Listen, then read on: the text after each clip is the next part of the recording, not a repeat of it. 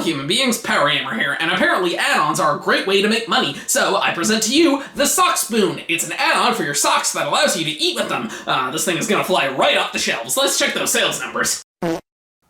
Why are they so low? I thought add-ons were supposed to make things better. Sonic CD. This did happen, right? One of the strangest Sonic games ever made, not necessarily because of its content, although it does have some strange elements, but rather because of its release strategy. While Sonic 2 was being developed in America by STI, I'm sorry, I will never get over that. Did nobody say that name out loud? Sega of Japan was working on the Sega CD, an add-on for the Genesis that would allow for higher quality games. And since Sonic 1 sold more copies than people in Bolivia, they wanted a Sonic game to show off the add-on's capabilities. The game was directed by the original designer of Sonic, Naoto Oshima. And since many of the first game's developers were in America working on Sonic 2, the staff for this game had worked on other Sega projects like Golden Axe 2 and Streets of Rage. While Sonic 2 had expanded more on the speed element of Sonic, Oshima's team wanted to focus more on exploration, so the levels were made larger and the game was given a more distinct visual style, sort of. The game was released for the Sega CD on September 23rd, 1993 in Japan, with other countries getting it the following months. It sold over 1.5 million copies, which was nowhere near as much as the first two games, but it didn't end up becoming the best-selling game for the Sega CD, which wasn't a high bar since the add-on was a commercial failure. Reception was universally positive upon its release, but that looks to have dwindled in recent years. People seem to think this is either one of the greats or not that good, which is pretty weird for a Sonic game. Okay, let me rephrase that. It's pretty weird for a classic Sonic game. Regardless, the game would receive a PC port and be re-released in multiple collections like the Sonic Gems collection and the recent Sonic Origins collection. And it would be remastered for consoles and mobile devices by Christian Whitehead, who would go on to make the mobile ports of Sonic 1 and 2 and Sonic Mania. I've made it clear before that I'm a big Sonic fan, but I have never played this game before, until now. Now sadly, I still don't own this Sega CD, I'm waiting for Nintendo to make one. So, I'll be playing the remaster on the PS3, since it's ultimately the same game, but with a couple of changes. The game apparently takes place shortly after the end of Sonic 1, so Tails isn't in this game at all. A mysterious planet named Little Planet, very clever, appears in the sky over Never Lake at the end of every year. Dr. Robotnik has changed the planet to a mountain and is attempting to use it as a fortress for his robot army. He's also stolen the Time Stones, which are 7 jewels that control the flow of time. So Sonic sets off to stop him, but he winds up being followed by another hedgehog named Amy Rose, a girl who's obsessively in love with Sonic and is his self-proclaimed girlfriend. Robotnik sees this could be beneficial to his plan and dispatches his newest and strongest creation yet, Metal Sonic, a robotic copy of Sonic that's not to be confused with Mecha Sonic from the end of Sonic 2. Metal Sonic kidnaps Amy and uses her as bait, so Sonic will be preoccupied with her instead of the Time Stones. So the story, while slightly more in-depth, is still quite simple. Save Amy from Metal Sonic and stop Robotnik. Right off the bat, you can tell this game has higher production value than the Genesis games because it opens with this fully animated cutscene. It's actually really well done and super impressive for the time. Granted, the original version was a lot more compressed, but hey, it's still pretty cool. The graphics have also seen an upgrade. This game really amps up the colors and has much more dynamic background elements. It looks great, but the soundtrack is kinda weird since there's actually 2 different versions. For some reason, they completely changed the soundtrack for the North American release. Not the European version too, just North America. And while this soundtrack is fine, the Japanese one is way better. It's not my favorite Sonic soundtrack, but it is really good. And the remaster lets you choose which soundtrack you want to listen to, so I obviously went with the Japanese one. While the production values have increased, the gameplay isn't that much different from the Genesis games, and I don't mean that in a bad way. Levels are still expansive and have multiple paths. The better you play, the faster you go. But I wasn't kidding when I said the developers put a higher focus on exploration. These levels are massive and have tons of different paths you can take. And unlike the previous games, many of them actually let you go backwards in case you want to explore a path you missed. Which is good because the expansive level design leads into the game's main gimmick. There's actually 4 different versions of each level in the game. Throughout the levels are these signs that say either past or future. After touching one, you're gonna want to run as fast as possible. Once you hit 88 miles per hour, Sonic will travel through time. And no, I didn't just say that as a reference. This mechanic was inspired by Back to the Future. The past and future versions of the levels have wildly different visuals and slightly altered level designs. But there's 2 different versions of the future, a bad one and a good one. The past versions of each area have one of these machines that were sent back by Robotnik. By destroying them, you'll save the area and prevent the bad future, allowing you to access the good future. Now you're probably thinking, that sounds awesome. And while the time travel mechanic is pretty cool and very commendable, there's a couple of things that keep me from loving it. One is the levels don't really change that much. The level designs feel mostly similar, with the exception of the bad futures having more enemies and hazards. Other than that, the only thing different about the levels is the colors. They don't really feel like past or future versions of the levels, they just look different. And the other problem is the method of actually traveling through time. You have to move at a constant speed, and if you get close but then stop because you ran into something, you lose your chance. And signs can only be used one time each, so you'll have to find another one. This means the slightest obstacle will stop you dead in your tracks, and you'll have to try again. So I only ended up time traveling a couple of times. I know this was intended to provide a better reward for going fast and playing well, but it feels a bit unfair since it makes one of the game's core mechanics really hard to access. It's a shame because the time travel gimmick is really cool on paper, but I don't think it was executed very well. But hey, maybe the Sonic series will try time travel another time. Surely it's gotta be better, right?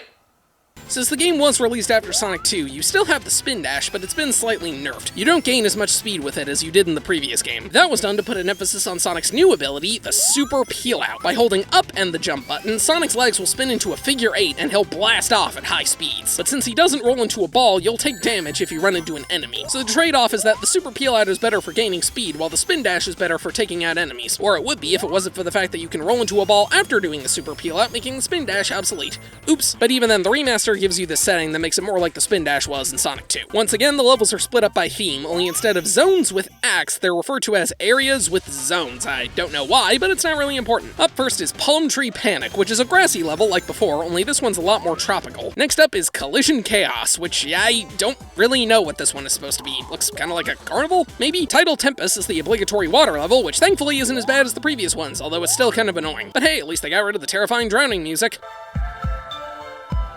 Quartz Quadrant is a giant mine where everything looks like a crystal. Wacky Workbench is a laboratory filled with these things that bounce you around. It's actually pretty fun, and probably one of the best levels in the game. Next is Stardust Speedway, which is a bright shiny track in the sky. Another overall solid level. It looks great, and it's fun to play. And finally, Metallic Madness. This just looks like a more detailed Metropolis zone from Sonic 2, but the enemies are nowhere near as annoying, so that's fine by me. These levels all look great, and they are fun to play, but there's nothing very distinct about them, and they don't leave as big of an impact as previously. They're not bad, just kind of forgettable. A lot of these levels don't have as distinct a theme as previously. Remember how I said the past and future versions just feel like color swaps? Part of that is because it's not clear exactly what a lot of these levels are. Hell, most of the names are pretty generic. At least stuff like Green Hill or Chemical Plant were more descriptive. These just feel like they were playing alliteration games. I do enjoy playing these levels, but they're not as memorable as previously. I can remember almost every level from Sonic 2, but not from this game. Much like Sonic 1, if you beat a level with 50 rings, you can hop into a giant ring which takes you to a bonus level. Beating it gives you one of the Time Stones, which serve as the equivalent to the Chaos Emeralds, only they're sadly no supersonic. The bonus levels have you run around this area and smash 6 UFOs. You only have a limited amount of time though, so you want to be quick. These bonus levels are fairly easy, and they're much better than the ones from the previous games. The game as a whole is much easier than before. There's a significantly fewer amount of obstacles, and if you're not exploring, the levels can be fairly short. I managed to get to the end of Stardust Speedway without getting a single game over, and thankfully the remaster lets you resume from the start of the level rather than the beginning of the whole game. The game isn't as cheap as Sonic 1 and even parts of Sonic 2, but there is the occasional unfair stuff. And this game can have some weird collision detection when Sonic gets crushed. Why did that kill me? This game also has a time limit, so you can only be in the level for 10 minutes or it instantly kills you. But it doesn't tell you that, so you can imagine my surprise when I just randomly died for no reason. Like before, there's a good ending and a bad ending, but there's actually 2 ways to get the better one this time. The first way is by collecting all 7 time stones, but the second way is by destroying the machines in each area and preventing all the bad futures. Personally, I went for the time stones, since I found it easier to beat the bonus stages rather than traveling to the past and finding the capsule in every single area. There's 3 zones per area, much like Sonic 1, but the final zone is always just a boss fight. I actually prefer this, since it means you don't have to keep replaying the main level if you're having trouble with the boss. And speaking of boss fights, they don't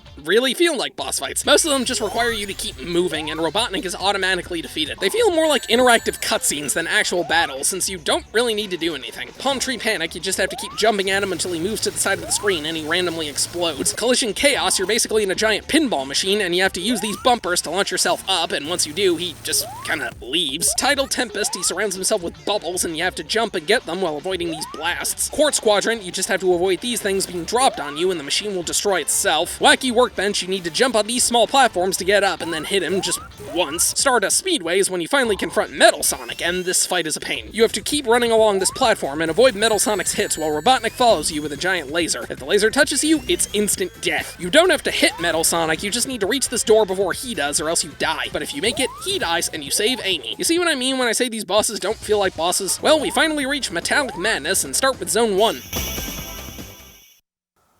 That was it?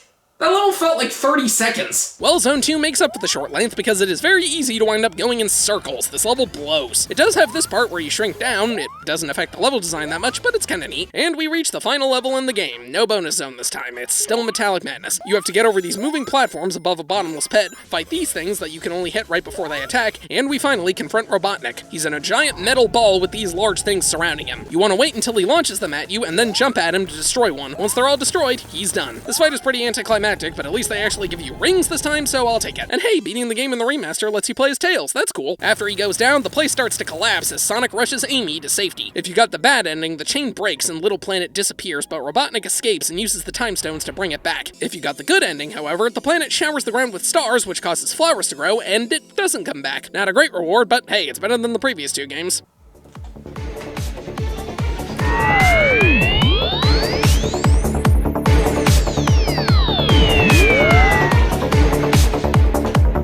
Game conquered.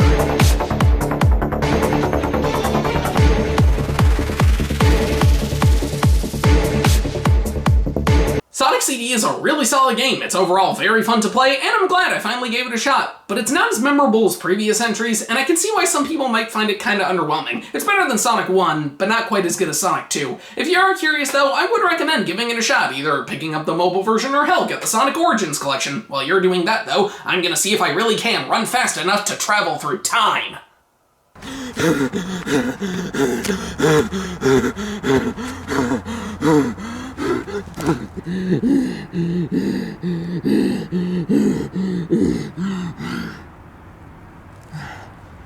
Putting this one down as a maybe.